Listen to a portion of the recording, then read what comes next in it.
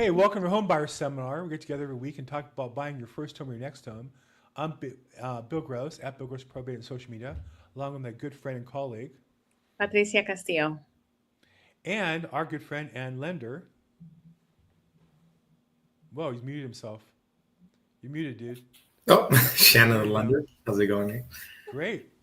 Other than microphone technical issues, Shannon, what's new in the real estate market? We're talking a little bit about house hacking / qualifying for multiple units. Talk about that a little bit. Yeah, so house hacking, for those of you who aren't aware, pretty much is when you are buying a multi-unit, whether it be 2 to 4 units. As a first-time home buyer, you're going to live in one, rent out the other, either 1 to 3 units. So the great thing is with FHA, you can actually do this going 5% down, not exactly 3.5. They want you to put 5% down. However, a lot of people forget there is an FHA self-sufficiency test when it comes to buying a triplex or a fourplex. Doesn't apply with duplexes, but if you're buying a 3 to 4 unit property, you need to pass what's called the self-sufficiency test. A lot of people don't know what that is. And what is that is pretty much the 3 to 4 units themselves need to pretty much be self-sustaining. So that means that when they do the appraiser is also going to appraise how much these units can rent for by themselves if you were not living there. And whatever that number is, it has to be higher than what the mortgage is going to be. And hence why it needs to be self-sustaining. So if you're buying a 3 to 4 units and you're planning to house hack, meaning that you're going to live in one, rent the other ones out, by FHA does have a rule that those 3 to 4 units need to be self-sustaining, meaning that the appraised rents need to be higher than what the mortgage is. We actually submitted an offer on a 3 unit property and we had to go conventional because the previous lender did not know this, went into escrow FHA on these 3 units, and it didn't pass the self-sufficiency test. And the agent was very adamant about, hey, and he didn't even know why they fell out, but I told him I think it's because of the self-sufficiency test. And a lot of times when you're buying units, especially like we were looking in Long Beach, LA, with those higher purchase prices, sometimes they don't pass those self-sufficiency tests. So luckily we're moving now to a duplex, and the duplex, surprisingly enough, does not have that test. So if you're buying a duplex, it does not apply. But if you're buying a 3 to 4 unit building, you need to make sure it passes that self-sufficiency test, or you just go conventional and they may ask for a little bit more down. But yes, I mean, house hacking is a great thing. It's smart. If you guys want to go that direction, I'll definitely talk to Patricia and Bill in terms of, the properties, where to look. But, going FHA is always a great idea, especially if you're buying your first house and that's going to be your primary. Yes, I would definitely consider it. But again, just have that in mind. Again, a lot of people don't know what that self-sufficiency test is, but now that you watch the show, you do know it. And so I don't know, Patricia, have you been seeing anyone looking at duplexes, triplexes recently? I mean, Yeah, yeah. absolutely. They're very popular. I always have clients asking me about buying a duplex because for that reason, the second unit will supplement that mortgage payment for them. Exactly. I'm actually showing there are 2 really great opportunities in Huntington Park. Oh, So I'm wow. showing those this weekend on Saturday. One of them needs work and it's about 725,000. The other one is a really, really large property and the tenants are very difficult, uncooperative. They're going to let us see the property, but they do not want to move out. And so my client is so interested in living in that area just for, work and family, that we're going to prepare a really strong offer, but he's prepared to work with the tenants afterward and take the next steps if they're not willing to cooperate.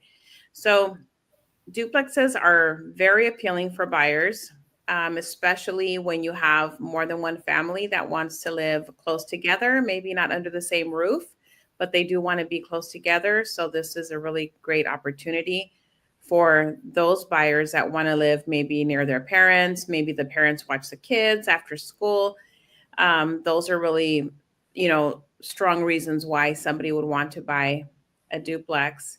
The other thing I was going to ask you, Shannon, is when you're talking about the self-sufficiency test, If the property is vacant, then they're obviously using market rents, right? But if the Mhm. property is occupied, let's say it's a duplex or a triplex and there's one unit that's vacant that the new buyer will occupy and the other unit or units are rented out, are they using the existing rental income for the self-sufficiency test? That's a good question. No, I mean, they can go based on the appraised rents, even with the renters there. Now, here's a different thing though. If you're using the income to qualify, because there's a self-sufficiency test, and then obviously with FHA, you can use that rental income to Right. help you qualify for the loan. Now, in that case, Only 75% of the rental income, right? exactly, exactly. And in that case, again, if the appraiser shows up and the agent or even the person there says, I'm not leaving, this is I'm staying here, then they're gonna have to go based off of that to qualify you. If they're only paying 1,000, 1,500, that's what the appraiser is gonna have to go based off of Mhm. to qualify for sure. So, in the self-sufficiency test, not exactly, but when it comes to qualifying you for the loan, and if you're heavily reliant on that income, they're going to look to see who's living there and how much are they paying. Right. So that's a big difference if the property is vacant or if it's occupied. And then it's really important for a buyer to also, if you are looking to buy a duplex, have that flexibility that if you cannot end up going, you know, FHA financing, that you have that flexibility to go conventional. Yeah, that's another thing too, is making sure you have a backup just in case something happens. Again, because with FHA, there's a lot of rules. There's a lot of overlays. There's a Right. self-sufficiency test. They're only going to go based on. Again, that's another good point, Patricia, that you brought up. They're not going to use 100% of the rental income. They're going to use 75% because they're going to assume the other 25% is for expenses, possible vacancies, things like that. That's number two. Number three, the property needs to be in good condition, right? There can be a lot of chip paint. There can be the water heater has to look nice and strapped in. The property needs to be, look livable, things like that. Also, to any unpermitted space. That's another thing. I had a property where they converted the garages and they try to use that as another unit, which again, we couldn't do that. They had to put it back as a garage if they're going to want to go FHA. So again, there's a lot of benefits towards FHA, but also too, you have to be cognizant of the rules when it comes to how the property looks, and again, the tenants themselves. Because I know in LA, it's hard to, not hard, but obviously we have a lot of people wanting to stay because they don't want to pay the higher rents. So Sure. yeah, yeah. I have 2 units. I'm in Escalon where we have both of those things. We have a converted garage that's rented out, and then we have 2 tenants that are long-term tenants who aren't leaving. And so a buyer has to buy it based on their income, based on the income of the property, um, not on what the market rents would be if they could replace them. And that's a big issue when people want to buy units in, higher end areas like West LA, West Hollywood, Beverly Hills. Like in Beverly Hills, a duplex might sell for $4 million because the 2 units are large. They're almost like a single family home. They're, which might go for over $2 million.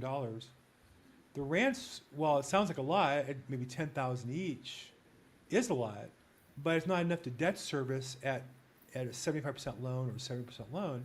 You only have debt services at maybe a 50% down, loan to value or 50% down payment, or lower. I've seen somewhere you need to put down 60%. But that's living in Beverly Hills. That's the life you're choosing, or the beach, or Hermosa Beach, same thing. Or Manhattan Beach on the beach, same thing. Or Santa Monica. That's the life you're choosing to live there, and those places have very large down payment requirements because they have a history of rising in value. So it's really important. That's why it's so important to have your lender connected with you, and they know the product before you write the offer, so you're aware of what you're involved with.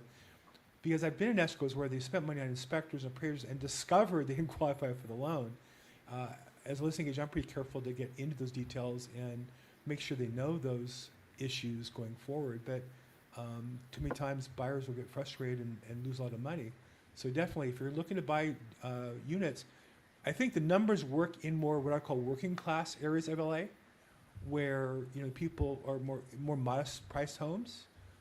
In the higher priced areas, those units typically don't pencil out without very large down payments. So definitely want to talk to your agent and or your lender, or Shannon or Patricia, if you have some specific questions. Yeah, yeah.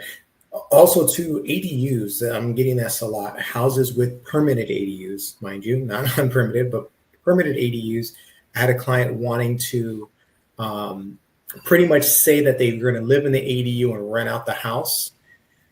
Unfortunately, with the banks, that doesn't work. They're going to assume you're going to live in the main house, right? That you can't. I can't say, hey, they're going to live in the ADU and rent out the house. I can say, hey, they're going to rent out the ADU and use some of that rental income to qualify you. But again, only 75% of it. But again, a lot of people try to house hack that way, because I know ADUs are being really popular right now. You have a single family in the front, ADU in the back, permitted ADU. And I had a client try to say, well, I'm going to live in the back house and rent out the 3-2 in the front. But it's very hard to convince a bank that you're going to do that, even if you truly are, right? Because even if that's the case, they're going to know. They're going to say, hey, we're only going to give you the rental income based on that ADU. I already went to 3 banks already. They told me the same thing. Like, unfortunately, we're not going to just, be able to underwrite, hey, they're going to rent out the 3-bedroom, 2-bath house in the front and then, leave themselves that studio in the back. Right. So the buyer was trying to use the rental income for the front house, primary home. Yeah. Yeah. And the bank's going to say, look, if you're and that's another thing too, with duplexes and units. If there's a 1-bedroom, 1-bath, and then there's there's two 2-1s, right? You can't just say, oh, I'm going to live in the 1-1 and then have the, rent out the other 2-1s. No, they're going to assume they're always going to assume, unless it's being rented out, but they're always going to assume you're going to occupy the bigger space, right? And rent out the smaller ones, right? It always becomes a little bit of a challenge if you're trying to, again, because they know you're trying to game the system a little bit by just saying, oh, I'm going to live in the studio or the smaller one, and then I'm going to rent out the bigger ones. Again, the only way maybe we could get around that is we truly do have lease agreements for the other 2 units that are bigger, and then the only one that's smaller is the 1-1. I think you can have a case for that, but so again, they would have to make an exception, basically an underwriting exception if only the smaller unit is available, and that's actually the one that the buyer wants to live in. Exactly. Yeah, sometimes it's one of those things where they have to make an executive decision, and see what makes sense. They also want to close the deal. So I think lenders are a little bit more open-minded these days, where they will look at the scenario, look at the income, the qualifications for the buyer, and if the whole thing makes sense, then they'll probably pass on it. Yeah, I agree. It's for sure with units on the lending side. It really is case by case with each property, right? Each property is different. Each property could be appraised differently, different units, right? Unfortunately, I just, like a single family, I can say, hey, this is what you're qualified for. Here's the numbers. That's it. But when it comes to units, you definitely need smart. I have my agent call me now. Hey, here's a property. Can you run the numbers based on this scenario, based on what it's priced for, and everything like that? So, right. Good information. Definitely. Yes. But house hacking is great. If you could do it, definitely, talk to your lender, talk to your agent about it. It's definitely more work up front, but I know the reward is definitely, bigger and better financially when it comes to that. Mm-hmm. Nice. Plus, you get to raise your rents every year, increase that cash flow you're getting. How much are you able to raise the rents every year in LA County? Do you know? It depends on the city. Oh, okay. Yeah. Got it. And if it's rent control, like City of LA is rent control. Certain pockets of LA LA County are rent control. Yeah, that makes sense. Rent control now. Statewide, there's restrictions, and more cities have added things. So definitely, if you're looking to buy a property and that's important to you, definitely get that information before you write your offer. I just sold a duplex, and the buyers didn't really have any idea until they got an escrow. And they went. I think sometimes people sell themselves once they're in escrow, and I'm glad to let them do that. It's my job as the listing agent to get them to keep going. But I would definitely check your numbers before you get involved into a transaction.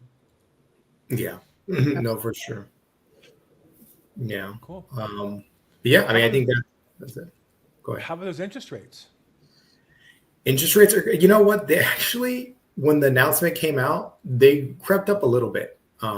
They did like bump up a little bit, at least on my side when I saw. But a lot of people don't know that these banks already underwrote for this announcement coming up. You know, the interest rates dropped, I think, 2 weeks beforehand, right? Before the announcement came out, even 2 or 3 weeks beforehand. So a lot of people don't know that by the time the announcement comes out, the interest rates probably already dropped. And I think we were already announcing this. Hey, why aren't people talking about this? Right? Interest rates are dropping, was because the banks were already preparing for this announcement to come out. And then when the announcement did come out, they actually bumped up a little bit because I thought I think they assumed there was going to go down more than 0.25%. When the actual reality, it was just a quarter. So you saw a little bump up. You see a little bump up that happened. It went down and then it bumped up a little bit.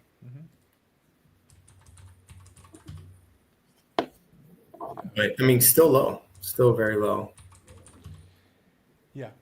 And I think it's just interesting how the news, I think, is so inaccurate on this. You know, for the longest time, it was the Fed watching the jobs report. Well, then we find out the jobs report was exaggerated by 1 million jobs last year. Yeah, crazy. And you would crazy. think the Fed go, oh, wow, well, if rates were at 7, when we thought there's this many, if there's 1 million less, the rates should go lower. No, they didn't really do that. And so I just feel like we're not really getting the information. I don't know what the right answer is, but I know the right answer is not what you're reading in the news. And Exactly. there's other things going on. People with money are making decisions. They're not cutting us in on the deal. So. Yeah, but rates are lower. They have dropped, and I think we're on a downward trend. You know, at least for the foreseeable future, I do think we are on a downward trend. They are dropping. I'm getting a ton of interest and people wanting to buy, people applying. Again, like we said in the last episode, making sure you're ready and your personal economy is good. Don't look at the economy. Look at your personal economy and say, hey, do I have the funds? Do I have the credit? Do I have this? Do I have that? To be ready for these opportunities, because it's here. It's definitely here. Rates have dropped. If you know, they're already, like you saw the chart. We're on a downward trend. I don't know what the bottom is, but I know we're far from the top. You know, so.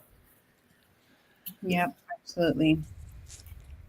It's exciting times, but like Bill said, don't pay attention to the news. Talk to professionals such as Bill, Patricia, myself, and get the accurate information. We're the boots on the ground. We see the day to day, and I mean, I'm seeing a bunch of activity right now. So, Cool. I thought I was going to get less busy as the fall season comes around. School season time, like it's picking up again. Exactly. I'm like, doesn't look like I'm getting a break anytime soon, which, hey, grateful for. So, yeah. All right. Any last words, Bill, Shannon? No, just we're busy. Everything I have is in escrow. We're in escrow last week, property on Lancaster. So looking for more listings. And that said, if you're looking to buy, good time to buy. Get together with your lender, Shannon. Get together with your real estate agent, Patricia. Put a game plan together and get on it. If I can help, Shannon, best way to get a hold of you? Yeah, my number is 661-317-8484, or my Instagram FUND Fun with Shannon. I'm going to be putting out some more content on there pretty soon. Cool. Awesome. Patricia? My cell phone, 323-365-9909.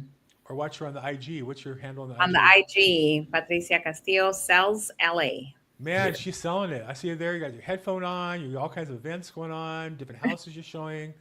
A lot of activity. They're pretty busy there on the IG. Good job. That's right. We've geared up. Yeah, no, we're definitely in high gear. And I'm at Bill Gross Probate on social media. If I can help anyway, please reach out. We do this every week, new episode every Friday. If you have questions, put in the reply here, chat, description. Reach out to one of us. Love to have your input if I can help anyway. And as always, make today your best day ever. Thanks so much, everybody.